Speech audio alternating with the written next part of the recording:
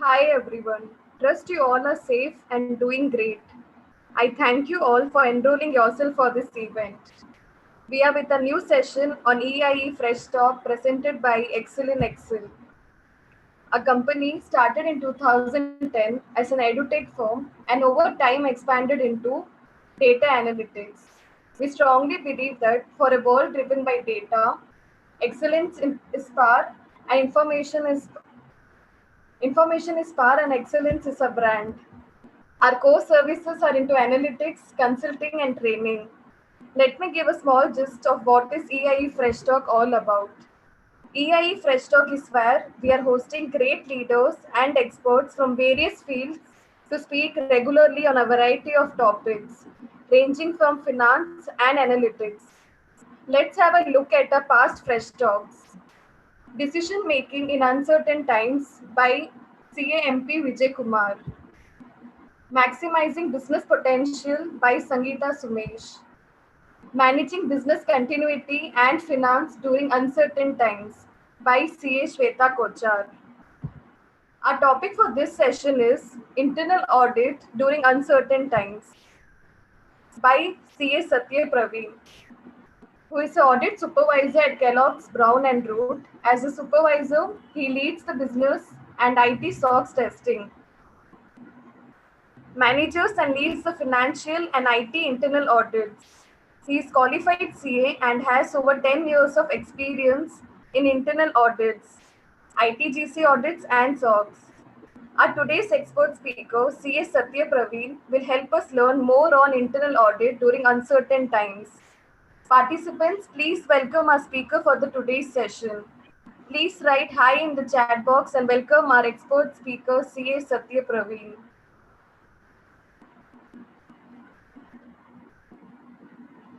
I also request all the audience, you can type your questions or comments on the chat area.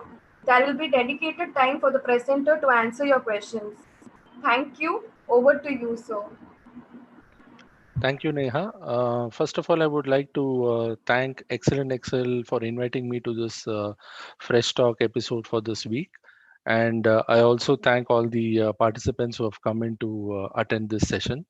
So, as what Neha had already read out, I'm an internal auditor, like for past about 10 years now. In between, I did take up a role in finance, especially in MIS and reporting, and that is where I picked up some amount of analytics that whatever I'm using in my audits till now, have the genesis tracing back to the reporting role. And I'm not as expert as what Excel and Excel is doing, but yeah, we try to do some amount of analytics in our day-to-day audits. Okay, so going into today's topic, I would just share my presentation here in a moment. Yeah, so the topic for the day is internal audit during uncertain times. I know I can see from what Neha presented, there have been a lot of talks related to the uncertain times, be it financial planning or decision making. I think a fair amount of speakers have, touched upon the uncertain times because right now we are in an uncertain time only. We are still not out of it. You can call it COVID, something which can come up few years later, or something which we faced a decade back during the financial subprime crisis. So these are all the uncertain times that we have had so far, and at present we are having one. So I think as professionals, whoever has been in job like for about 10 years now would have seen at least two uncertain times and we would also have a fair amount of knowledge on what it is going to be like. Okay, let me just present it.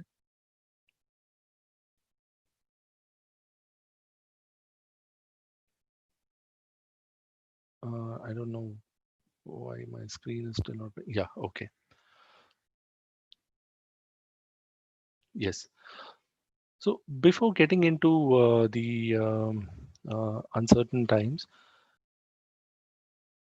I'm just having some screen share issues, I think. Can I just stop for a moment, Neha?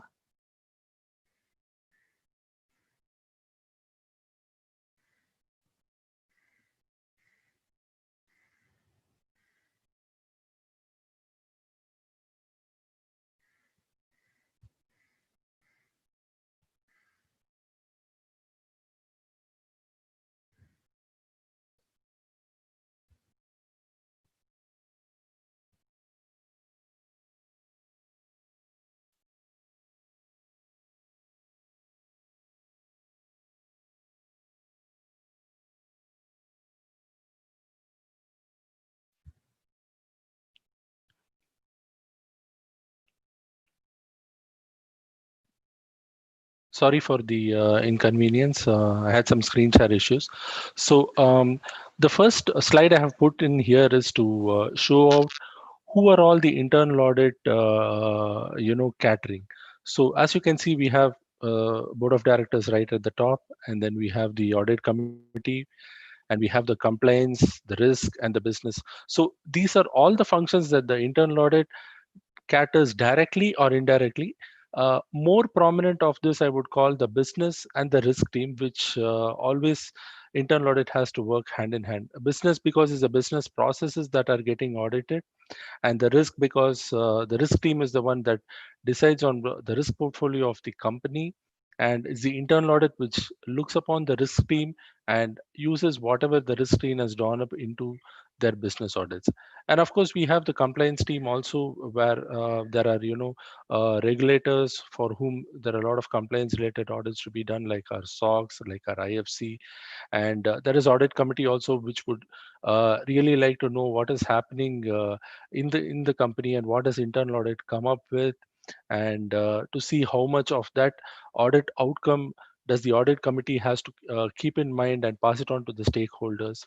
And board of directors, of course, if not directly, they would be getting a fair amount of what the internal audit does from the audit committee or the compliances. So going from all the parties on whom the internal audit has its impact, I would just want to draw attention on what is this uncertain times having in store for us. So what happens due to these uncertain times or uncertain situations that face that organizations face, us that they would force new challenges and new changes, which would then become the new normal. So every uncertain times or every uncertain occasion that comes up for a temporary span of time or for a prolonged span of time would again pose new challenges to every business, which would force new changes, and that new changes would again become a regular new normal, or again ongoing process. Okay. And uncertain as a word means that we don't know what is lying in future, so it's just a state of uncertainty. So nobody can predict it, if not fully, maybe just a small percentage of it. And how is the organization going to respond to these uncertain times, and who are all going to help the organization in such uncertain times, is what I would like to throw some light upon. Okay.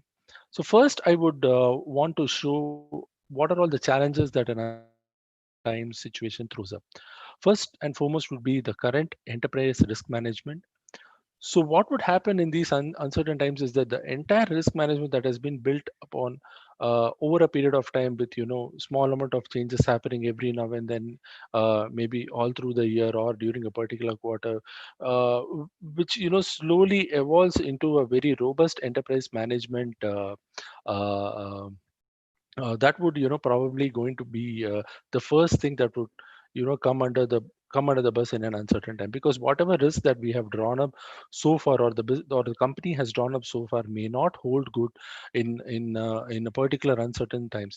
Let me take an example of some of the startups which have really gone into a tizzy during these uncertain times. We can take our very good examples of Uber or Swiggy, which had like super business, and were had all the money from were attracting all the monies from the world, investors, everyone, and as a brand also they've built it for a long time. But what happened in last 4 months? They couldn't even fly a single trip. So the apps, the cab, the mobility apps, they had to face this uncertain time. They didn't know what to do with a sudden huge drop in business. They had to lay off a lot of their drivers, and the drivers who had brought their vehicles on hire, they had a financial crunch. Of course they're still having it. So what best could be done out of this? Probably nobody foresaw this sort of a pandemic to break up and create a havoc for that particular industry's enterprise risk management. So the first thing in an uncertain time would be my risk management completely, that would going to be affected by it. Of course there are some which are going to have a positive effect on their risk, because the risk may have gone down drastically, but for some, new risk would be appearing in the risk portfolio for which they would have never thought about. Next would be the newer threats that are going to come out of these uncertain times. Nobody probably 4 5 months back would have thought that we would have to work from home. We would have to take our entire IT infrastructure to our homes, to our drawing rooms or our bedrooms and work. But what that has created now is there are more chances of a cyber attacks or a connectivity issues cropping up because of these new ways of work that we have started. There have already been reports that during these lockdown or the work from home period, there have been increase in number of phishing attacks, cyber attacks. There have been a lot of connectivity issues. Being months of summer, you can expect some power disruptions when you're likely to work on a key project, or you have a deliverable and then you have a disruption or a network issue. Some of the people have gone back to their natives where connectivity or the internet is still a big thing. They are not able to get a continuous undisrupted internet. So these are all going to be the newer threats that the business would usually face. This scenario wouldn't have arise because people are coming to the offices and working in the stipulated hours. The entire IT is fully ramped up, and employees are able to make use of it. But when the focus completely shifts to the homes, right from providing the IT assets to the softwares, to the tools, to the connectivity, everything becomes a new challenge, everything becomes a new threat. At home, you won't even know who's going to looking into your computer, looking into your data, or who's your kid might come and start browsing something, and you may not even be knowing about it. So the emergence of new threats is something which the uncertain times throw up to us. And then there are unforeseen disruptions. These disruptions are something which are more operational, more related to the supply chain. How am I going to face a disruption of my human labor supply? Government is only stipulating only 20 to 30% of the staff to come and operate. What am I going to do with such low number of people? Will I be able to deliver what is promised with such low numbers? Not every, I mean, if it's going to be an IT scenario, it's different. We can still work from home. What about the manufacturing companies? What about the companies that are in services? Everybody can't operate from home or from a different location, right? What about the supply chain? Am I going to get my raw materials inputs on time so that I can uh, deliver what I've committed to my customer? Uh, am I going to be able to send my people to the floor, or to the customer site for them to go and complete the work? All these are unforeseen disruptions. When people are not able to move within a district or within a state, we can't even imagine moving people to a client location to get a particular work done. So that's an unforeseen disruption that would probably come up. And then we would definitely have the financial positions. What about the liquidity? What about the debt commitments? What about the payables, receivables? How am I going to service my debt when I myself am not getting paid by my customers? How am I going to pay my vendors when I'm not able to liquidate my short term assets? These are all some of the financial related challenges that would be thrown up. Of course, this would be key to run smooth business as well. And then again, productivity dip, which I again talked about in unforeseen disruptions. Uh, Productivity would be more on people working from home, but how effectively are they delivering? Earlier, even I felt that when I had to start this work from home, I used to work for 8 hours, finish my things, and then come home. But now it's like it's a drag. You have to contact all people over calls only, and every one of them would be on their own calls. So it is very difficult to get their a calendar time for you to schedule a meeting, run through your audit walkthroughs, or your queries. And obviously that is going to be a productivity dip. Something which you could earlier just walk across the desk and talk to someone and close it. Now you have to wait and schedule, and that's again going to have an effect on your work. What about the regulatory issues that the uncertain times have thrown up? We've seen a lot of confusions, when it came to paying GST on time, paying the income taxes on time, the advance taxes on time. Uh, what if the government had not come up with a economic package, or it didn't go and extend the tax deadlines, the due dates in which you have to make your remittances? So these are some of the things, again, an uncertain time would throw up. And then there are some long term plans, and the brand image, of course. Some of the companies have really built their brand over a period of time. They would have a bigger vision to of expansion and all that. Like one such thing I could recollect is one of the companies which is in health, beauty and spa. They had multiplied the number of branches, but I read an interview about the owner saying that they built this brand over last 4 5 years by expanding very rapidly. They had a very good brand image, but then last 4 months of no activity, every the whole brand has taken a name hit. It has taken all the plans have gone for a toss because they're not able to repay back the funds they have put in to expand and all that. So that is what an uncertain time does to you. Nobody would have thought about it. This total disruption. Then the last thing which I always consider as a very important one is the safety. What about the employee health, and what about the maintenance of the offices, the machinery, and all that? Employee health, in the sense that we would probably be getting a minimal workforce to come into office and deliver. But how sure are we to ensure that even those minimal people who are coming in, they are hale and healthy, and they are also not getting infected by some disease or whatever description that has come up. So these are some of the challenges in a nutshell. I would bucket them as what an uncertain time could throw it as a challenge to the organization as a whole.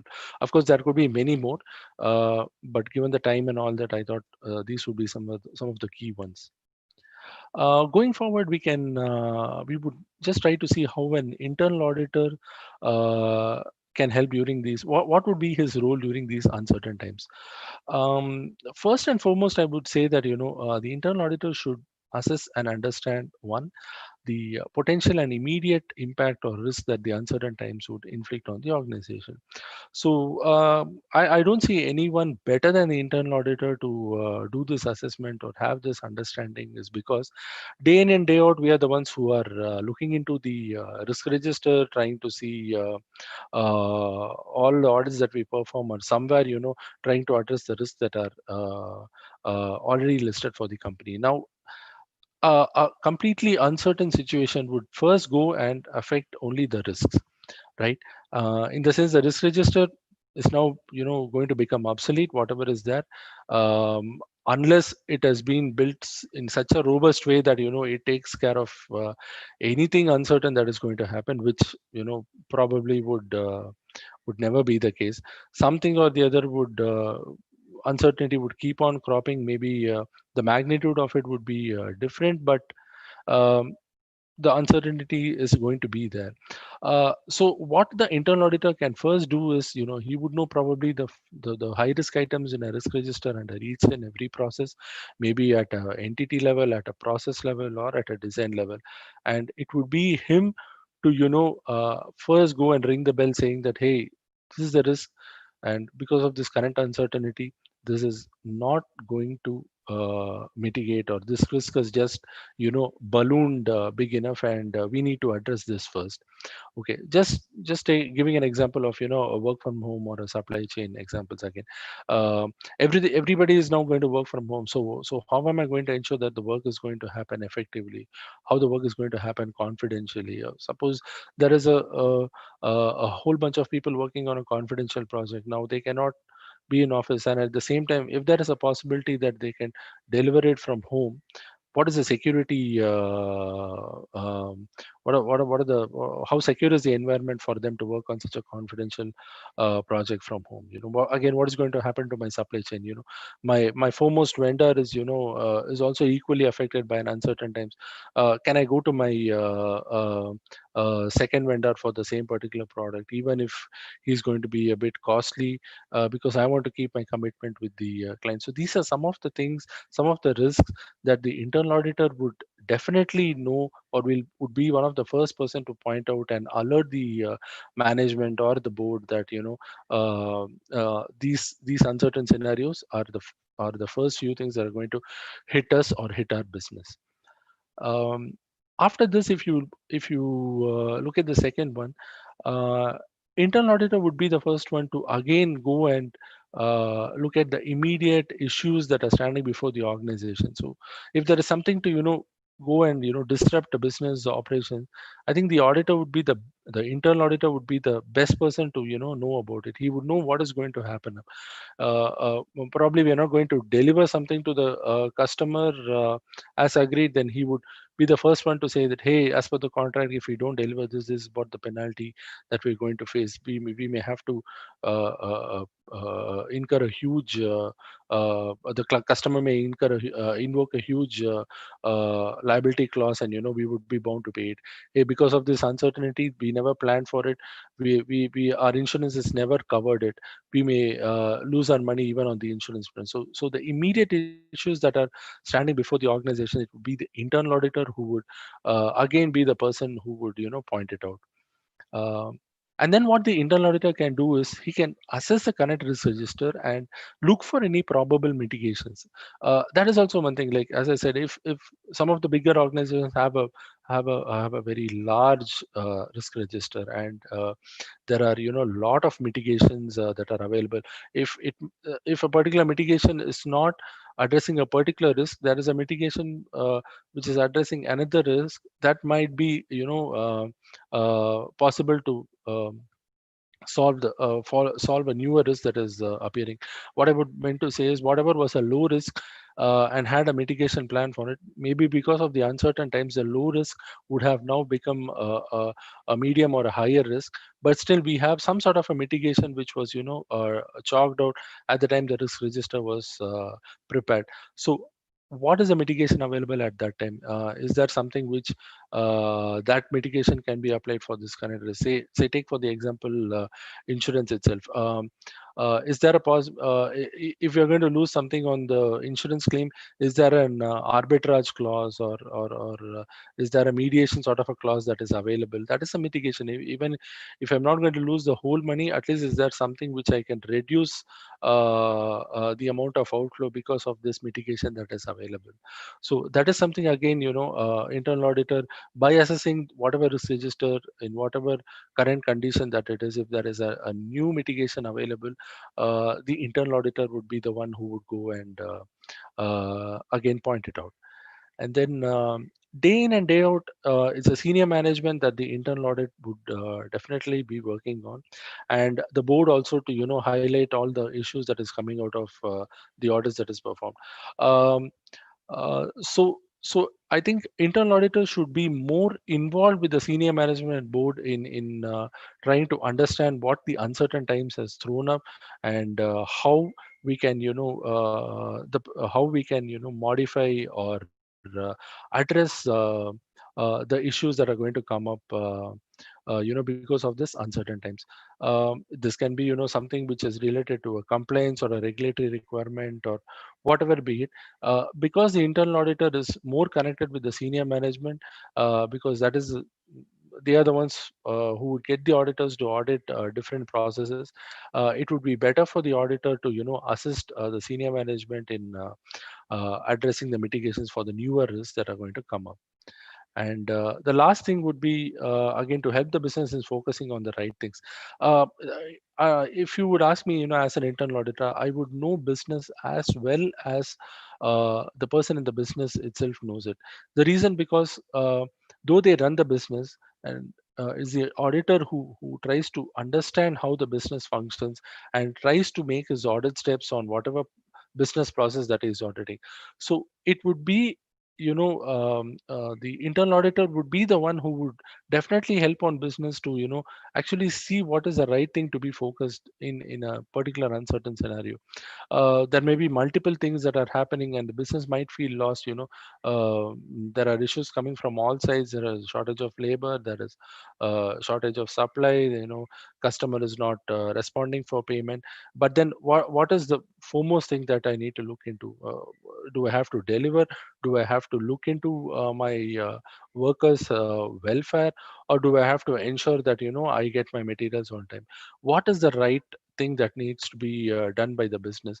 That is something the auditor would be the first one to help the business on this. Of course, he may not be correct 100%, but at least he would at, at least give a direction to the business on there are five things that are happening simultaneously, but this is like point number two or three is the one that you should right now focus on. So on the whole, internal auditor has a really crucial role to play in an uncertain time, because he has very good knowledge about the business and he has a good hold on the risk that the company is facing. So he should be the one who would definitely be helpful during an uncertain situation cropping up. Yeah. I'm just elaborating more on my previous slide in this current one. Why to look for the internal audit in uncertain times. As I've already spoken, told about it. No one knows the operational impacts the company would be facing better than the internal audit. That's again because day in and day out, internal audit is the one that has uh, a good hold on all the processes of the company, be it HR, be it payroll, be it procurement or sales or branding or ethics, or you name what it, every function that the company has, there would be an internal audit that would have audited it, and it would definitely be aware of what the how the company would be impacted by a disruption in the operations. And then internal audit staff would know how the uncertainty would affect the existing control environments and ready to face the new landscape. Exactly. So, what is the present control environment and how things are functioning? Things in the sense how the business processes are functioning within these controlled environments is what internal audit would always be looking out when he is auditing a particular process. So, if there are five steps in a process, the auditor would be checking whether all the five steps are being followed judiciously. But what happens when this uncertain time increases the five steps, or makes the five steps vanish? What would be the what would be the impact on the control environment? So suppose, to give you an example, there is a process which has several layers of approval in it. But now, because of shortage of people, or a restriction on number of people who can function, the multiple approvals are going to disappear. There was a control environment where the multiple layers of approvals were there, but now that has shrunk. So my control environment has also drastically changed. uh, it may be a scenario where the person who is preparing would be the one who's approving also. So so who would be the ones to bring this out? It would definitely be the internal audit. They would know that, hey, this process was xxx, now has it become x. So because it has now reduced one step, so this would be the impact. Now this is going to create a new risk, and with this, how am I going to audit? So if a preparer is going to be the approver, what best can the internal audit do? It can see if whatever the preparer is approving, it is properly logged, so that some point later, even if someone wants to pick up and question what has happened, we could at least, the internal audit would be able to tell that, hey, yes, the uncertainty changed the control environment, but we have an audit log. We do review the log to see that the person, though he has approved, he had the proper rights to do it, and whatever he has done, we have seen. So he has not done anything beyond what he was supposed to do. So this is something the internal audit would only be able to tell it out, or highlight it. Okay. And then one other thing that would come up of the of an uncertain time, I think the best thing is that this is a time to look into the business continuity plan, and this will also be the time where the internal audit can actually hold the audit committee or the board on what crisis management are they having in the in such times. In fact, this current COVID situation that we are facing, a lot of small medium companies, have it has come out that a lot of small and medium companies don't have any BCP plans at all, business continuity plans at all. They didn't. I mean, everything was stopped. They didn't know what to do. They didn't know how to go about. Um, so there is nothing called continuity at all. There's no document, or they're not familiar with a business continuity plan at all. Uh, so this is the time when internal audit can actually step in and say that, hey, come on, you have a BCP, maybe it was never tested, but your BCP is not addressing any of the uncertainties that we are facing now. So it is high time that go and you ramp up your business continuity. You go update it. This is also a scenario. This is also an incident. This whole uncertainty itself is an incident, and we have to put a continuity plan on how we are going to respond to such an uncertainty. Uh, what is going to disrupt, and what are we going to do to ensure that even though there is a disruption, we are going to come out of it, and ensure that the business is going to be carried on. And also, what is the best crisis management that can be done during these times? What can the board do better to manage such a crisis in the best possible way? These are some of the things the internal audit, when normally when these things get reported, we have also faced this, yeah, we have a BCP, but it was never tested. Yeah, we have a BCP, we never updated it last 5 years. And even if the internal audit tries to question why this has not happened, or why you haven't gone and re-looked at it or revamped it, what what best response we would get is, yeah, we would do it, but it's not priority now, there are other issues to hold up on. We would probably do it at the end of the year or beginning of the next year or something. But such times is when the internal auditor can actually see whether the BCP that is there, is it really standing up to the situation, or has it failed miserably? And again, how well the crisis can be managed, how better can it be managed, how badly it is getting managed. This is the time when internal audit can push for certain these aspects.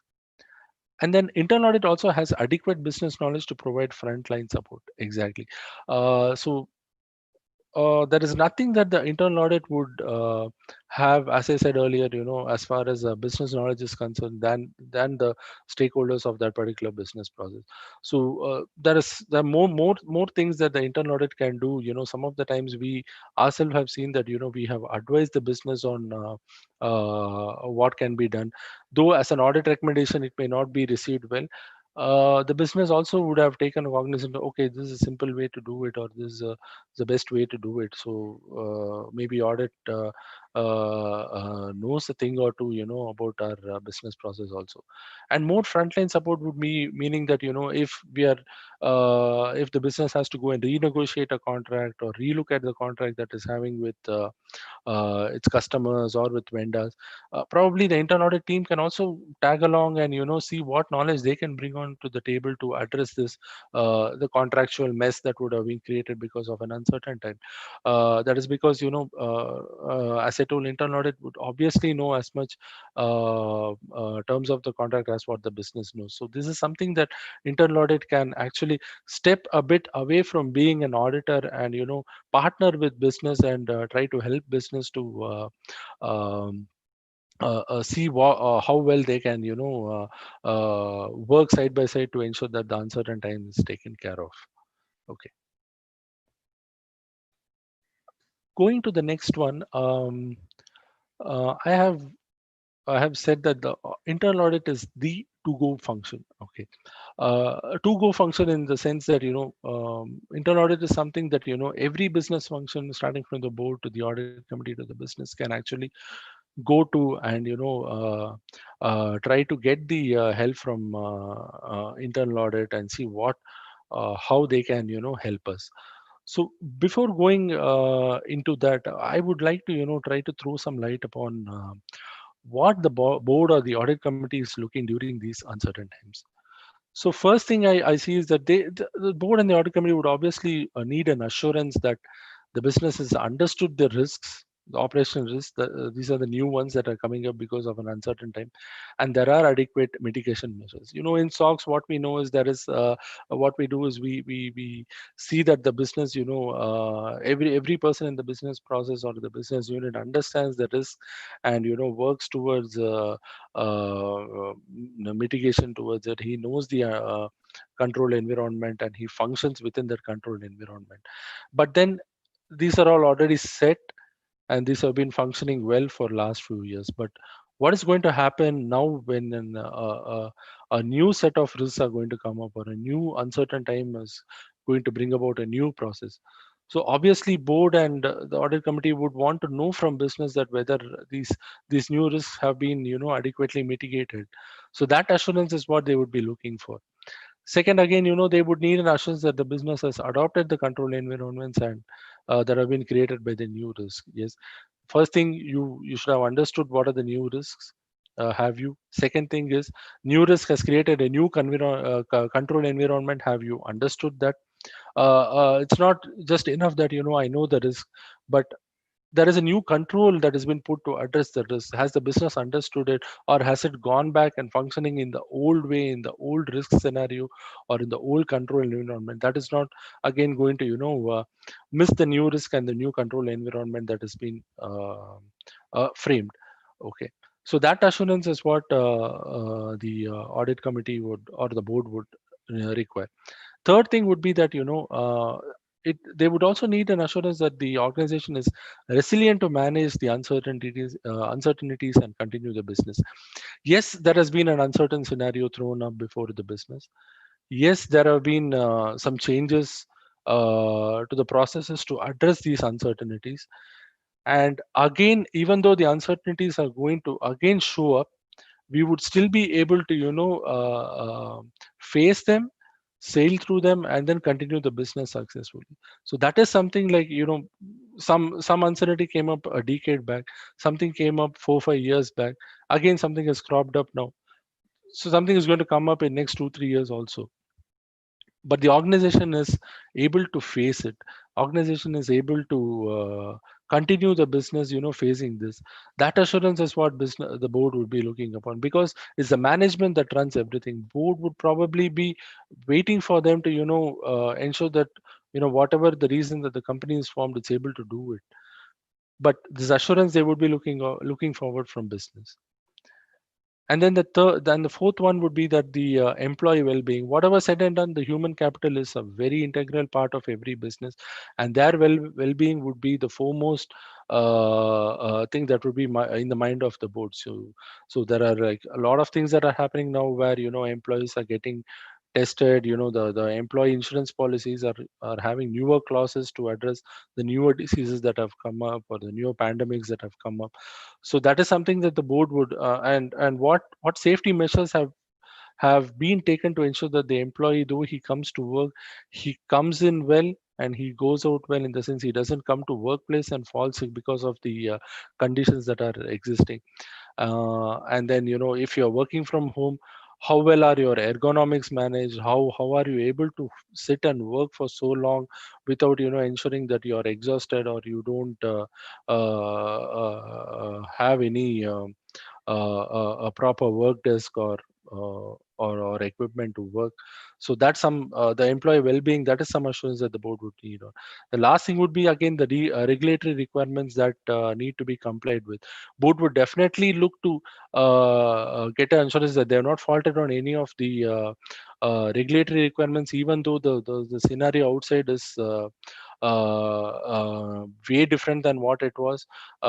Because again, a regulatory requirement failure would uh, would mean that the brand would take a hit, and it would invoke more penal provisions, and then again that would given the burden of what the uncertain times are now, it would again be an additional burden. So these are some of the assurances that the board or the audit committee would be looking out during an uncertain time. S- So, having seen the assurances that would be required by the board and audit committee, how can the internal audit be an answer to that to those things that we saw in the previous slide? So here, sorry. Yeah. Here, the internal audit probably would be the function that to go for, because on the top of the entities on the entity's top risk, define remediation plans for the newly identified or prioritized risk. So what would happen is, the uncertain times are going to throw newer risks, but because of the newer risk, what would be needed urgently would be a remediation plan. What would be the newly identified or prioritized? I may have uh, some a list of new risks that are cropping up, but what is the more the new ones, the ones that need to be prioritized and the ones that need to be remediated immediately. That is something which internal audit would definitely be able to throw some light upon. Okay. Then meet with key team members of management to reassess the enterprise risk. Again, because of the rapport that the internal audit would be having on the businesses and the stakeholders, it would be much more easier for internal audit if they can meet with these key members and sit and assess the enterprise risk together, because of the knowledge that the internal audit has, and because what the risk that the business faces, both if they sit in the same table across the table and discuss it, it would be better to assess the enterprise risk. Again, early engagement with audit committee and regulators to understand their perspectives and key priorities. Yeah, it would be the sooner the better. The internal audit would be, if they can meet with the audit committees and the regulators, or the risk team or the compliance team, to understand what this uncertain times, what do they have there, what is their take on these uncertain times, and what they think is a priority during these uncertain times. So this engagement again would be even more helpful to the company. Yeah. And again, being objective, IA has the best view of risk and can help business functions identify, focus mainly on critical areas. Objective in the sense, audit committee, sorry, internal audit, as we know, is one of the most objective functions. They don't have any strings attached to any of the other processes that would be happening. For them, they are only answerable to the audit committee or the board. Okay. So what happens inside, they have to report as is. And so I was discussing about the early engagement with audit committee and regulators to understand their perspectives and key priorities. Moving ahead, IA is the only function that is objective and no strings attached, and it is just going to report what is as is to the management in respect to whatever processes that has been audited against whatever set procedures that are there. So that being the case, IA has the best uh, view of the risk, and it would also be the most independent or the most objective function that can help business identify and focus only on critical areas during such uncertain times. Of course, I'm not saying that IA is going to be without any emotion or anything, but what at that particular moment or at that particular uncertainty, what IA thinks is the best thing to be done or best way to address that risk would be something that would what the management would also look, and that would what IA also has to provide. Okay. And then the last thing here, which I would also want to say, that IA would again want to ensure that the responsibilities are clear between the board, the audit committee, the risk and compliance team when there is some uncertain times, like what we are saying. Confirm in the sense of confirm responsibility in the sense that uh, the whole risk environment has now changed. The processes have changed. Uh, there are newer control environments that have come in place. So that being the case, is the board or the audit committee, the risk team and compliance team knows what their actual responsibilities are now in light to the uncertainty that has come up. It is not going to be business as same as earlier. It is going to be something new, something beyond. But now uh, the board or the audit committee or the risk team again would should know what is happening in these scenarios. I see some. What happened, Satya? No, I saw something on the chat window. I thought somebody had a question. Sorry. Okay. Moving on to the next slide. Yes, I've just tried to, broadly put up a map of some sorts, to say that why the audit committee, the internal audit is the to-go function. So the first thing that I'm saying here is, they can support the frontline business with the IA skills. IA skills can be something like an analytical skill that, business is looking for, or a negotiation skill that the business is looking for, or some sort of a support to, making a financial decision, or carry out a financial process. There's some of the things that IA would already be aware of, or some of the skills that IA would already possess. This is something the business would uh, require at the front end, and that can be catered by the IA. So this can be done by attending business meetings, providing some insights, or you know doing some analytic, and getting out some metrics, or bringing out some charts, whatever be it. What internal audit does as an audit procedure, they can extend it to the business also, and see how business can be helped by this skills whatever IA has. Second would be review the preparedness for uncertainties. What would happen is, business may come up with a new process, the management may come up with a new process to address the uncertainty. But again, what would be required as an internal audit function would be, to see how prepared are we to meet these uncertainties, or the newer similar uncertainties that may rise up next time. So that is something the internal audit can do it, and being an objective or an independent function, they would all the more be eligible to do these sort of reviews. And again, they can also review the design changes, the process changes. Something may have come up. Business would like the internal audit to look at it. Of course, there will be challenges by doing this, because tomorrow internal audit cannot go and audit the process changes or the design changes that they have reviewed it because of maker checker. But this is something like, this is an uncertain time. This is something that's not going to happen every now and then. How it can be audited, or how internal audit can get it audited, would be something to be seen for future. Maybe they can do a reliance testing, that is, get somebody to test this, and then review their test work.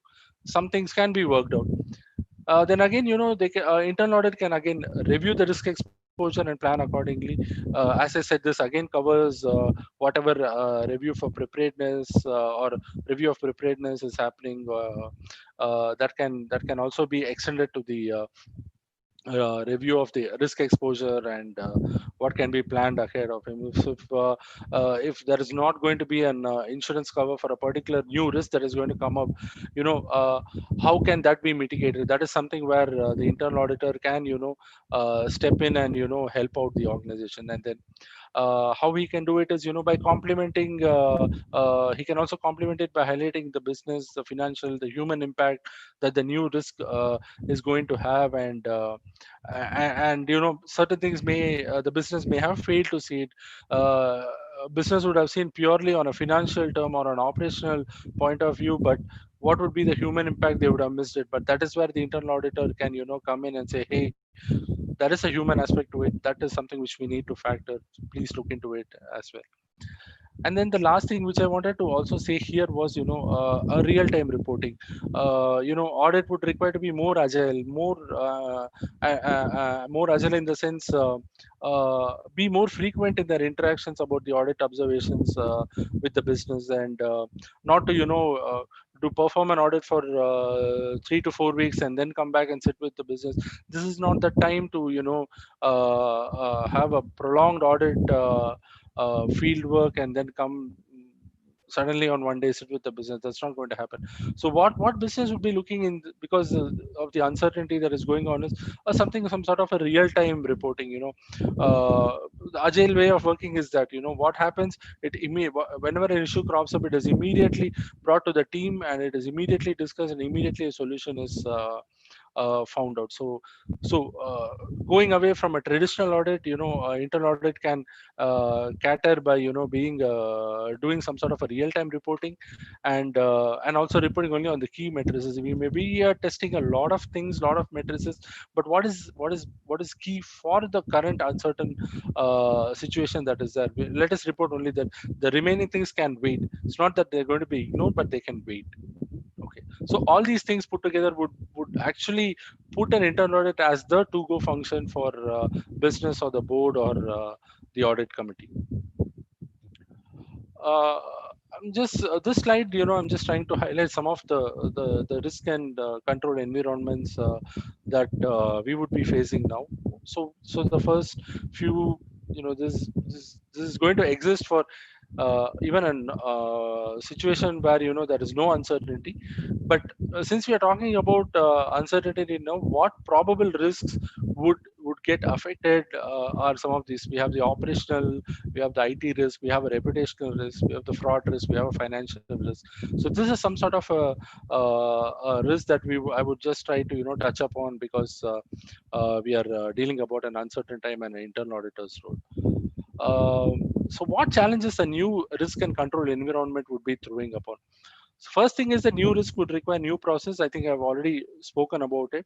And but what these new processes would do is, they would circumvent the existing controls, and then there would be an overlook of the segregation of duties, and some of the people may require wider system accesses which they were not allowed to have it or were not eligible to have it. So what we are doing is we're tweaking the process. As I mentioned earlier about multiple approval procedure that has now been shrunk, with the maker being the checker. So similar thing would be happening now. But the new risk is going to envisage a new process that is going to go and hit all the existing controls. My whole control environment is going to change. My existing controls are going to disappear. I cannot test it. Even if I test it, it's definitely going to fail. But that is what is the best that can be done now to address this new risk. There are operational pressures which will cause behavioral changes in employees. As I said, these behavioral changes, I don't want to go more deep into it. It is just that employees may do something which they are not supposed to do, because they are also under pressure. They may have revised targets, newer targets may come up to achieve, which in a normal scenario may not have been carrying so much of pressure. But now, because the whole business is in pressure, they would also have to take a bit of this pressure, and while doing so, there may be some behavioral changes in them. They may not be paying attention to what they're doing, or they may be doing some wrongful activities. But these are the new challenges that would be coming out. And then there are new ways to work for employees that exposes them to newer cyber or IT risks. um, Again, this is a lot more self-explanatory. What I'm trying to say is, employees are working from their base locations or home locations, but that would expose them to you newer is, because I may be using an internet which is provided by a private supplier, but I may not have upgraded my modem. It may still uh, pass on something into my system that would like to steal data from my laptop. I don't know if it is in an office wireless environment or a network environment, it would be far more secure. But since the current uncertainty has put the employee to work from his home, he would be exposed to this. He's not using a secure line, though he may be using a VPN or something. He may not always be on a VPN to perform his office duties. He may be logging off. He may be using it internet. Maybe something that is coming and sitting into the system that would expose it to newer cyber risks or IT risks. And then there is a rationalization of temporary deviations from set process. What I'm trying to say here is, temporarily I have stepped aside, and and I'm stepping out of my control environment because there is some changes in the business process because of the new risk. But what would happen? What has been a temporary arrangement would become something permanent. the employee would try to rationalize his behavior or his way of functioning because of this temporary deviation.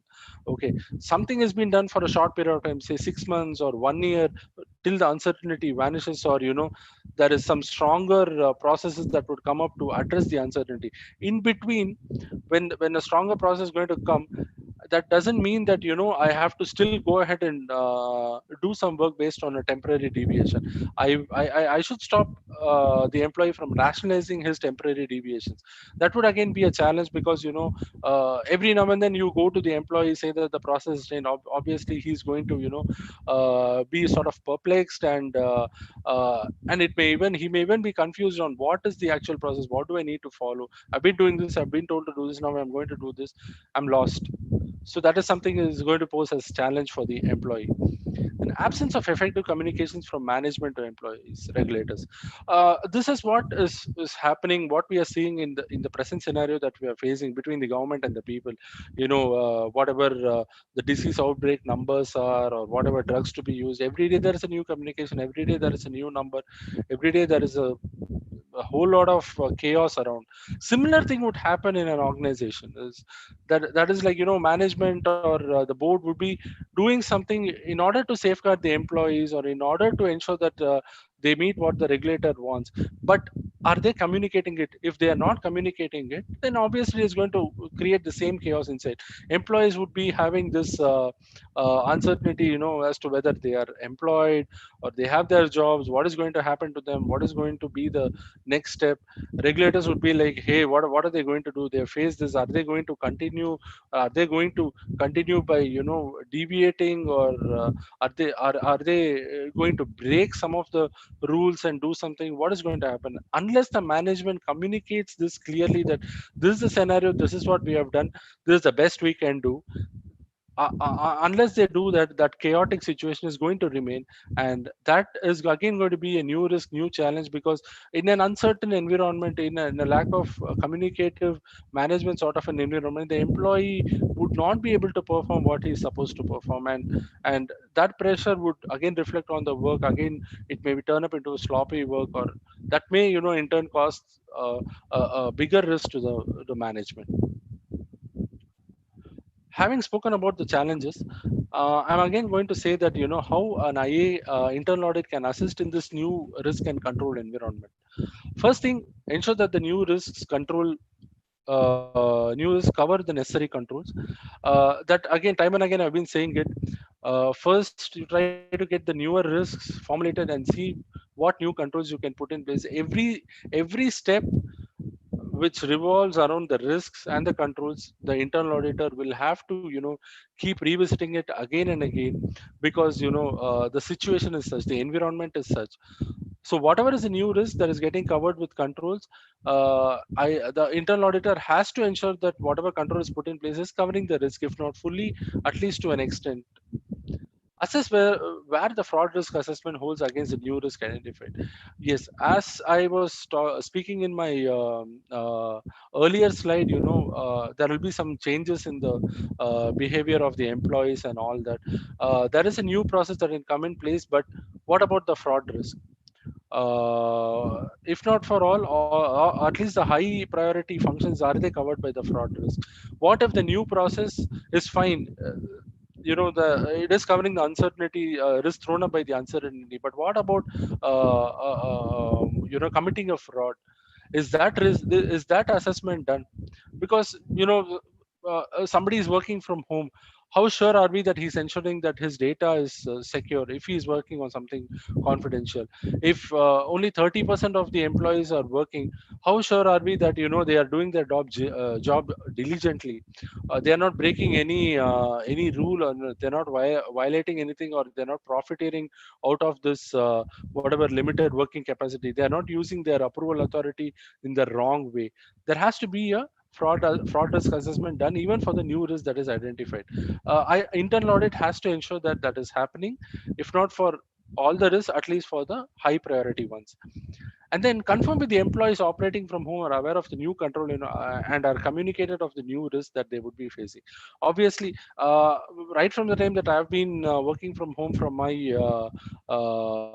company, I've been receiving a number of mails asking about surveys, asking about ergonomics, asking about, I mean, there are at least once in a quarter we receive a phishing mail sent by IT, but now we're receiving something like every 15 days. To that extent, my company is proactive. My company's risk team is proactive. The same way, internal audit has to also see that the employees of their organization are also made aware of all this. Somebody should say that, tell them that it is better to use uh, secure, better to ramp up the security features of your modem that you're using to connect. It is better to ensure that you're alone in your room when you're working on something really confidential, and ensure that you don't you take confidential calls only on earphones and don't put it on a Bluetooth speaker. Something of that sort has to be communicated to the employees, because it is something new for them also. Maybe a small portion of them are have been used to working from home, but now it's like when 80-90% of the employees are working from home, they have to be aware of all this. They have to be made aware of all this.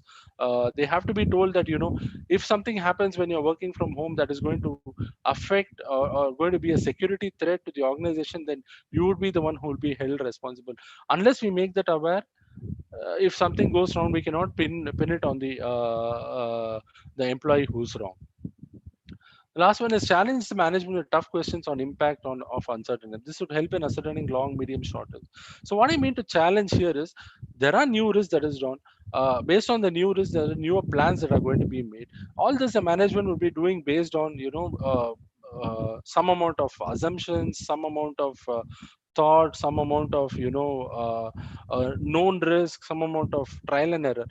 All this, the internal audit has to challenge the management. Why you did this, why do you think this will work, why do you think that your assumption is right, why do you think that this geography is the one that needs to be targeted, why do you think only this vendor is going to be affected. We have to continuously question them till the time that we are satisfied that, okay, management has done this. They have not done it on their own. They have also backed it up with some solid assumptions, or there is some basis on which they have made those changes. And this way, at least we can segregate on, by doing this, there's going to be a long term risk, there's going to be a medium term risk, there's going to be a short term risk. Okay, as long as these risks are, I'm able to see those risks as an auditor, I'm fine.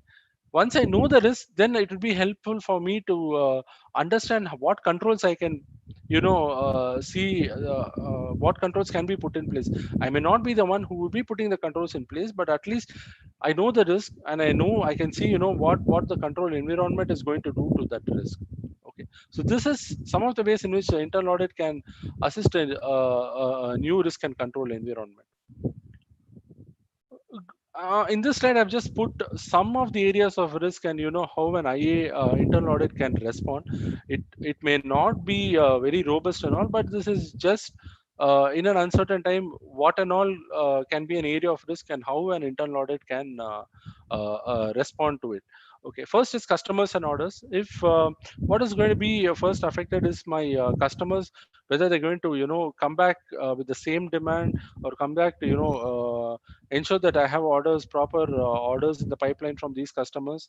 So for that, the internal audit can see, what is the change in demand, and how much of stock is available to cater the demand, and is there any changes that can be made in the production mix, or in the production plans, to ensure that the new delivery methods can reach the customer. So I know the customer has held back on the order, but what can I do best to ensure that I deliver it to him on time?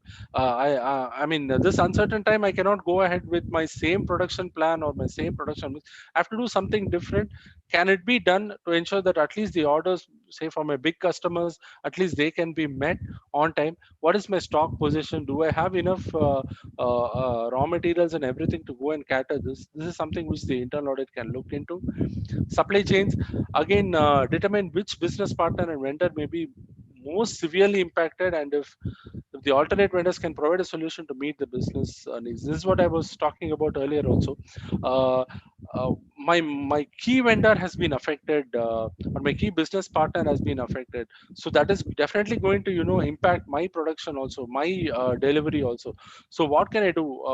Is there an alternative vendor who can support me for the time being? Maybe he's going to be costing more, or maybe he's going to take some more time to deliver, but at least I'm sure that I can meet my customer needs.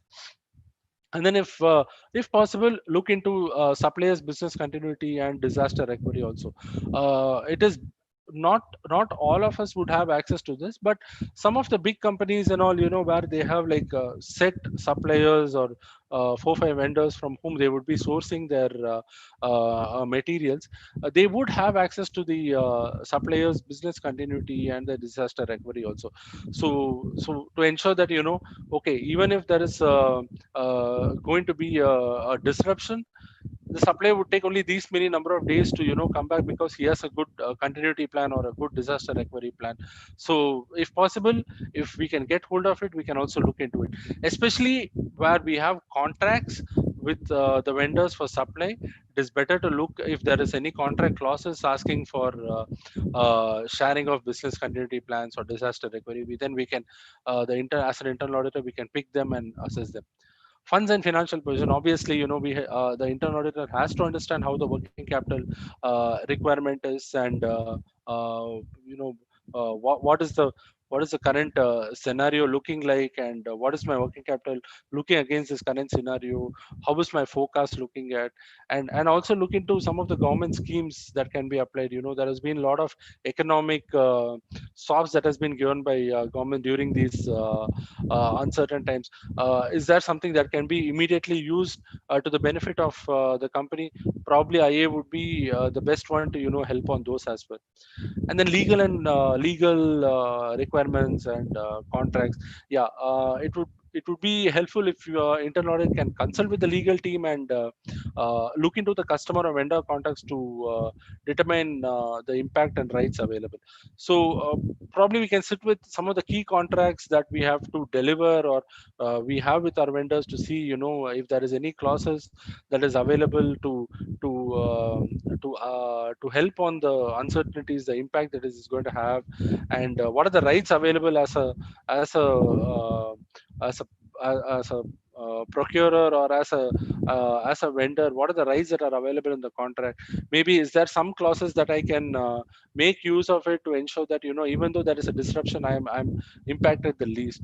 Like we can review the insurance policies to find out if there are any losses that we incur due to these uncertainties. Can they be covered? Okay, there are some terms like force majeure, which we can use it to get some benefit out of it. And then look at liquidated damages or termination rights. Altogether, if there is a termination clause with which we can easily come out without having much effect or minimal effect, then see if we can invoke them and try to get out of the situation for the time being. Also, another area of risk would be IT and cyber. Obviously, there's been time and again I've been discussing.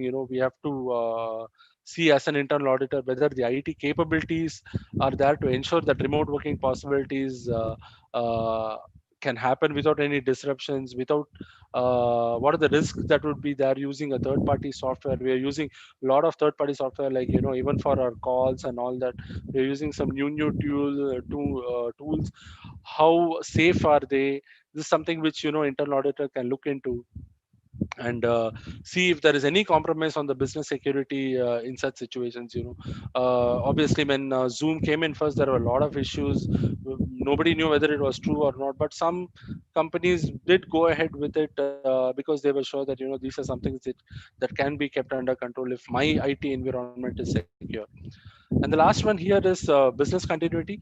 Again, internal auditor can play a very vital role in helping management to see what is the single point of failure that is happening. An uncertainty can happen. It may affect multiple issues, or it may affect one key issue. So if there are many single points of failure, then that is something that management is failing to see. Then internal audit can help them to look into these aspects.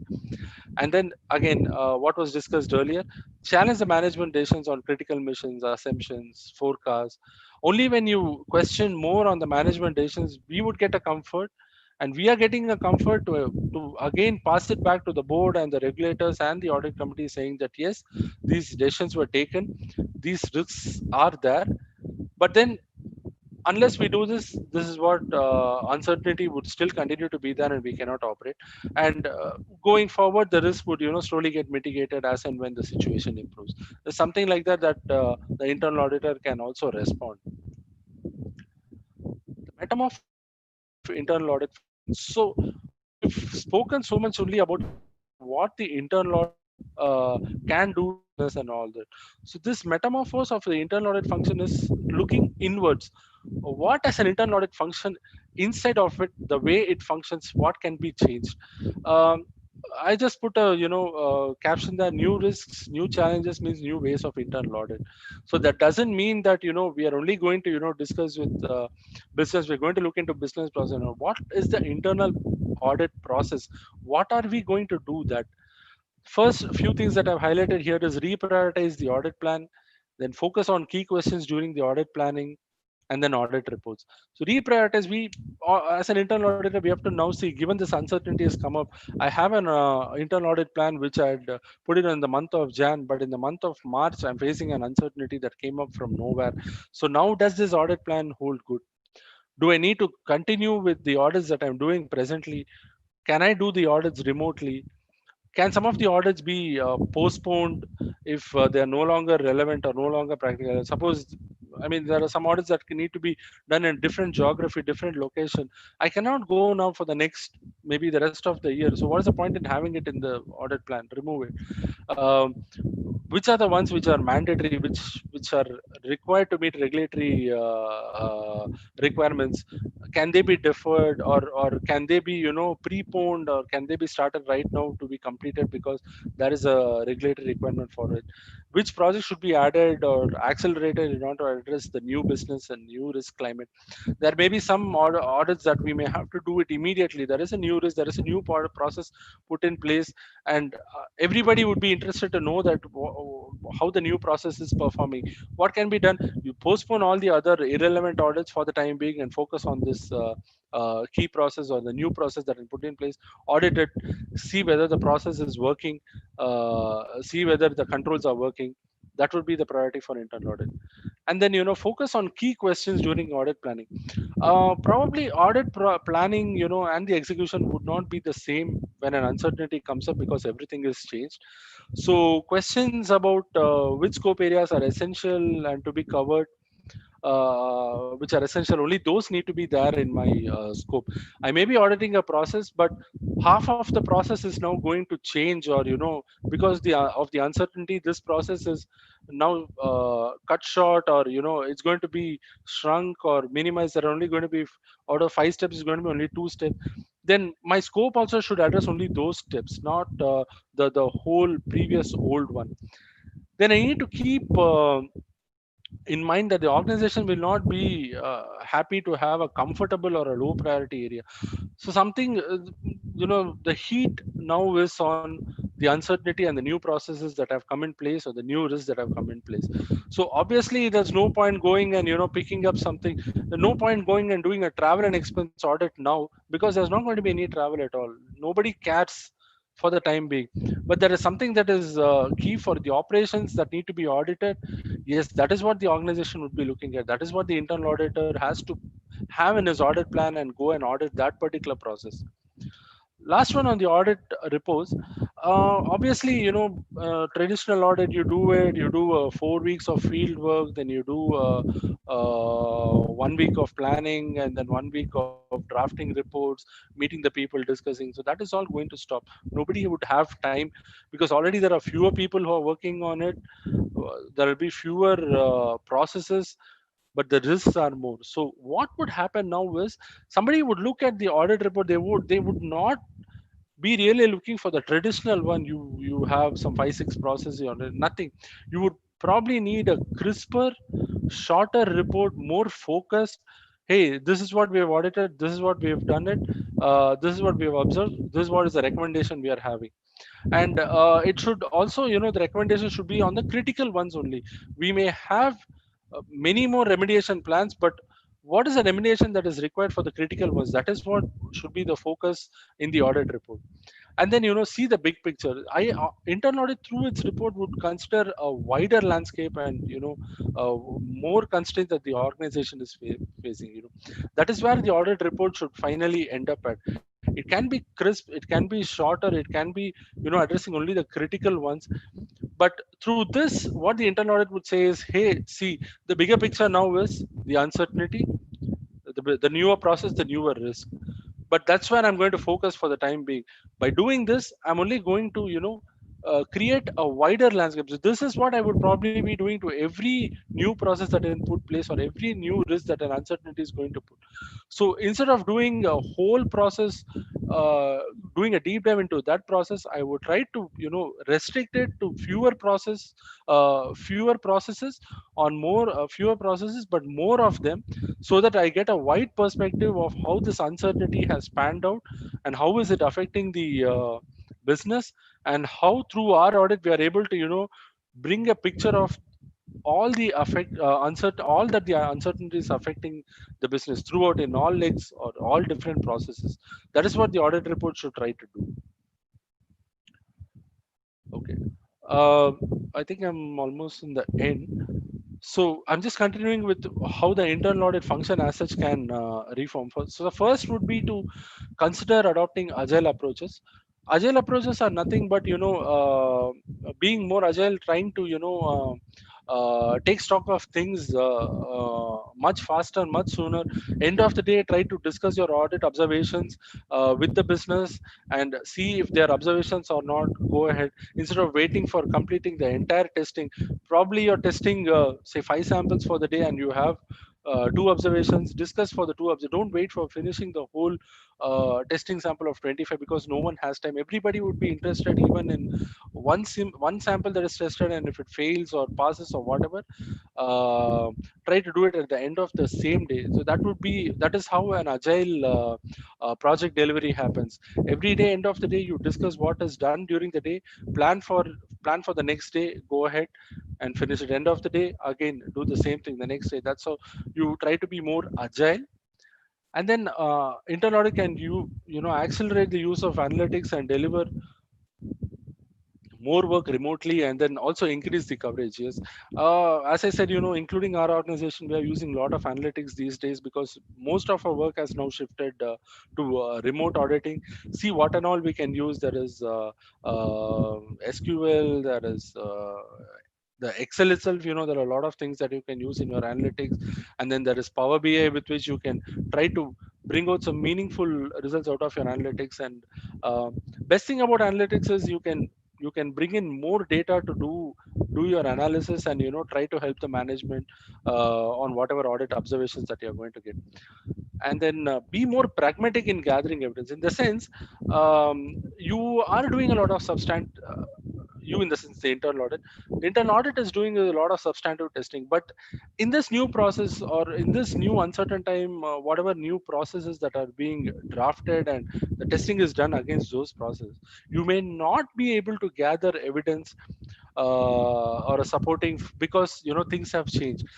But if there is some other way in which you can ensure that the process has been carried out correctly, document it.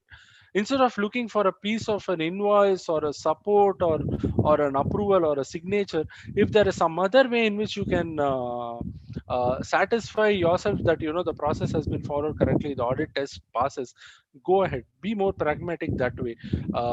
Try to ensure that your substantive testing is able to pass. But the whole thing is, you are not going to pass something that is not there. Obviously, you're only trying to satisfy yourself that even if a document does not exist, there is something else to show that yes, this has been done with due process. Maybe the employee who has carried out that particular process, his supervisor is aware of it. A supervisor has documented something, something of that sort. Don't just look for the exact detail and waste time on it. More of technology based auditing using faceless interviews. Exactly what we are doing now. We are having a hell a lot of calls with our business stakeholders to do our walkthroughs, to do our audit planning, to make our data requests to clarify, or suppose we are doing a lot of multiple calls, Zoom calls, Skype calls, everything we're trying to do, we're trying to embrace technology as much as possible to do a seamless faceless audit. And then obviously you need to have a motivated audit staff that can be done only by your regular interaction. We in our organization, in our team, we are doing virtual coffee meets, we are doing a fortnightly video call where the whole team of 20-25 of us see each other in teams, and we say hi, hello. We have a virtual coffee session which is again talk everything else about every other thing that's happening but for the audit, just to ensure that the team is staying motivated. Of course, we would, if we are in office, we would be sitting having lunch together or coffee together, but that is missing here. But how are we going to do that? It's only by doing such things. Okay, so I would want to end here. I know I've run a bit extra time. So what I was trying to have some key takeaways out of this webinar is: first, a relook on the internal audit function as an enabler advisor under the new normal conditioner. Internal audit is not going to be someone who's just going to come and test and find fault. He's also going to be an active partner. He's also going to be someone who's going to help the organization to enable or ease into the new normal conditions. And then internal audit is a to-go function for the audit committee, the management, the stakeholders. Obviously, internal audit has a bigger role to play than just testing and churning out reports. And then internal audit plans and updations with emerging risk scenarios. Obviously, as I've said, the whole audit plan of the internal audit needs to be revisited and redrawn based on whatever are the new risks that are emerging. And again, revisit on the internal team capabilities, being churning out crisper reports using analytics or using technology to ensure that the audit is performed very smoothly. So with this, I would want to end. I just have two safety tips considering what is happening outside. Wash your hands frequently and wear a mask when you're in crowd. And I would like to thank each and every one of you who attended, and a big thanks to Neha and Deepak for putting this webinar up, and definitely a big thanks to Excel and Excel Fresh Talk. Thank you so much, sir. We'll definitely take these tips. And as you said about your coffee meetups and all, we do conduct fun activities every Sunday with all our team members. Okay. Yeah. So as of now, there are no questions from the audience. Okay. So we will end this Yeah, session. Satya, in case we receive any questions, can we share on the mail? Can we share Yes. Sure. No can problem. you share your credential, mail ID or something? Yeah. My email ID, I'm just putting it on the chat box. Okay. Sathyapraveen@gmail.com. Sure, sir. So Anybody any, has any questions, please do write to me. sure, sir. Thank you, Satya, for accepting and Yeah, I really apologize for the disruption in between. I this was not uncertain having power for last 5 hours, so I just got it back. Thanks. thank you. It is also uncertain time for us. Yeah, sure. Thank you. Thank you, Satya. Thank you. Neha, Thank you Yeah, for thank you, sharing. everyone. Thank you for sharing your wisdom to us and our audience. I'm sure the participants will feel enriched with your knowledge sharing. We are so happy to have an opportunity to learn a lot from your session. It was really an outstanding presentation and highly informative too. I also thank the audience for your support and participation and taking your time out to attend this session. Our upcoming sessions are on secret lookup functions that deserve your love by Alan Murray on Thursday, 23rd July 2020, that is next week, and Time Intelligence in Power BI Desktop by CAS Ratnagiri on Friday, 24th July 2020, 6 p.m. onwards. We are also keen to know your inputs, topic suggestions for future sessions. Stay connected and tuned for more upcoming Fresh Talks. Thank one, you all. one second, Neha. On 31st, we also have a web security event. Now that we are having more digital activity, by Mr. Dr. Paul Baker. He's part of IIA, DOG. So he's taking on web security. So I think Satya, it will be an interesting topic. You can also join us. Satya? Yeah. On Deepak, I 31st, hear your voice more muffled, Deepak. okay, on 31st, we have a topic on web security because most of the people are now working on digital environment. Okay. We have Mr. Dr. Paul Jacob, part of IIA DOG from Chennai. So he will be addressing us on 31st July on web security. Okay. Sure, sure. I'll attend it, definitely. Thank you. Thank you. Thank you, dear. Thank you, Satya. Yeah, Thank you. thank you, everyone. Everyone.